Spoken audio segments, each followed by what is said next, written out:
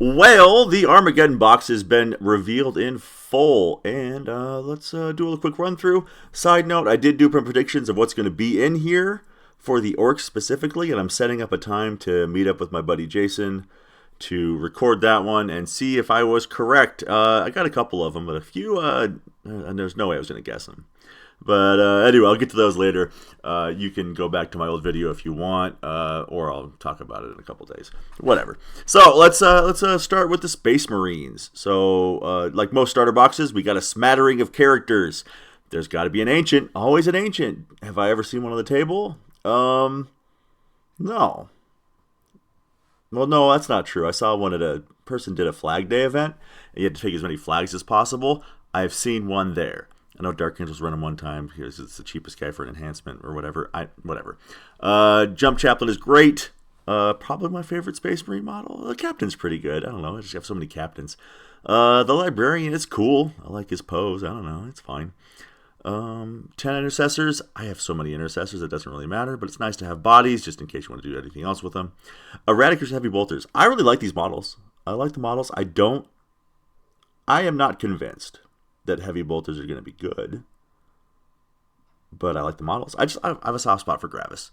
I think problem with Heavy Bolters is like AP1 right now. So, maybe next edition there's going to be AP1's not going to be the death sentence it is right now. But it's I like them fine. I like the shields. I just like Gravis chonky armor. The Van Vets. I am so torn on these because they look nice, but if they didn't paint the helmets gold, would I notice the difference? I mean, okay, probably, but I don't know. It doesn't help that I have 30 Van Vets painted. They all have storm shields. Well, most of them have storm shields. I've used them for a while. But all I have to do is just pop their arms off and switch out their arms for the right equipment. It's not that big of a deal. I don't need to buy more of them. Landspeeder is my favorite part of this box, to be honest. I really like Landspeeders. I like fast vehicles. I'm playing White Scars. It just makes sense. The thing about this box is, I think it's grade 1 of. I don't think I'm going to get more than one. But I did some math later, so you can check that out for how much money you'd be saving, depending on what you want. Something I'm excited about is they did mention White Scars a little bit. Not the most, but a little bit, which makes me wonder if we're getting a little bit of love next edition. Because right now, we're currently basically non-existent. But I hope, I don't know, they mentioned us a lot. Maybe I'm definitely just coping, but maybe I'll be right. If we look at the Orks, clearly the winners. I know I'm biased here, but this is so much better than the Space Marine stuff. It's not even funny. But we got the War Boss. He's great. Weirdly enough, he's different than the War Boss that we saw leaked, which I wonder if they're doing 2 different War Bosses because they don't seem like that different.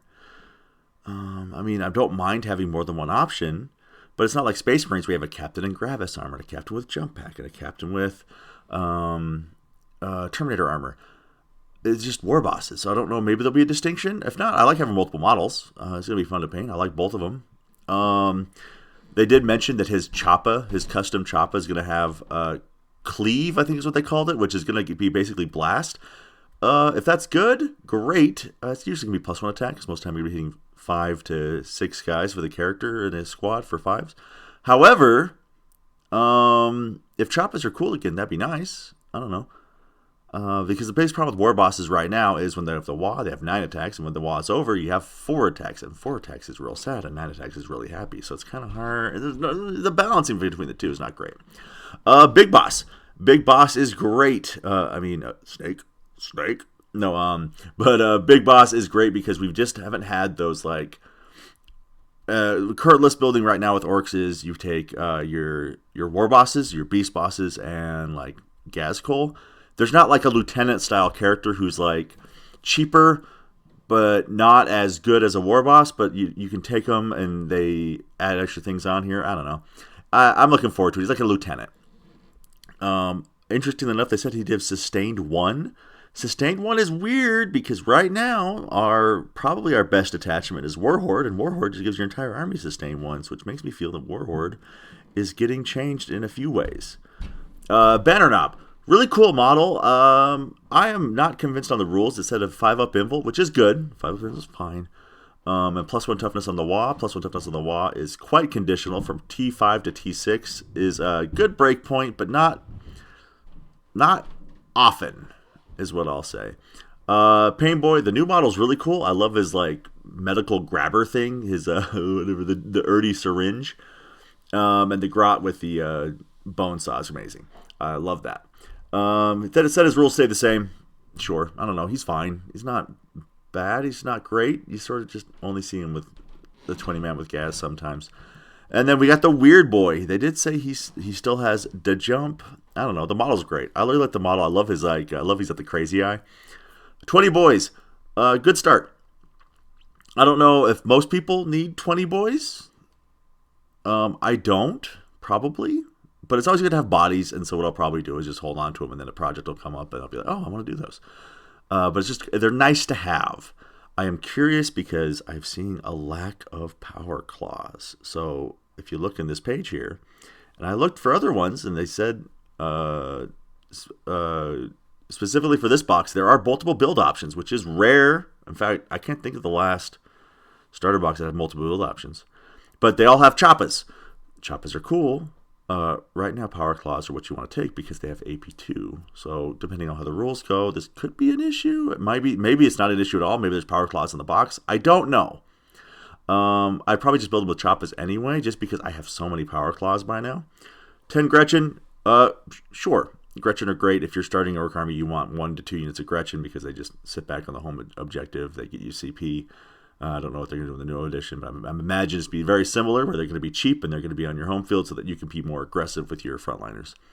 The War Track returns, and he is very similar to the old model, but just updated. I think my favorite part about the War Track is the driver is having the time of his life. Look at that guy. He is so happy. But it looks good. I don't know. I really like the model. Part of the reason I'm probably going to buy 2 boxes is because of the War Track. I've said this before. I'm not convinced that orc shooting is going to be good with the way the current rules are going. Now, we're going to be minus to hit more, but we're also going to be closer because orcs generally don't mind being closer. So like 15-inch lone op, rather than us losing, 32 to 24 inches off our guns, we're really just losing like 7 or 8 because most of our gun range is 24. And I think the star of the show for new stuff is definitely the DACA rig. I love the big gun. I don't know about the jaws. Maybe the jaws are cool. I got to see it in person. But, man, it's just cool. It's just a big gut platform running around. And, yeah, I really want 2 of them. Have I ever run 2 of them? I have no idea. Worst comes to worst, I make one, and then the other one gets turned into something else. It's just fun. I don't know. But anyway, so I did some quick math. So these are the models. You can see them on the Warhammer community website and better pictures and everything. But I did some quick math here.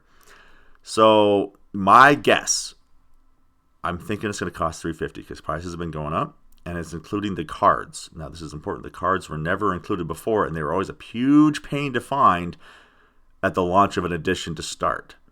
So them being in these boxes is actually a really, really good sign. I just do think it's going to raise the price. So I'm just basing this math off $350. If it's not $350, if it's $300, the percentages are going to be quite a bit more saved. These are my estimates, and the estimates are based off of what the models currently cost or their equivalents. So, for example, War Bosses, most characters right now for Orks are costing $43 when they're new.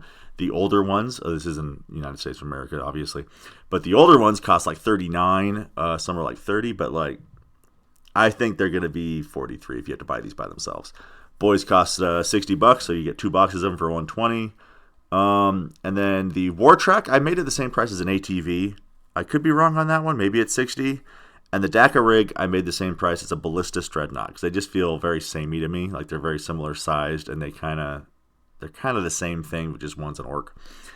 So my total cost, I think it's going to the total cost for the orc half is going to be $445. The rules, I'm guessing $105.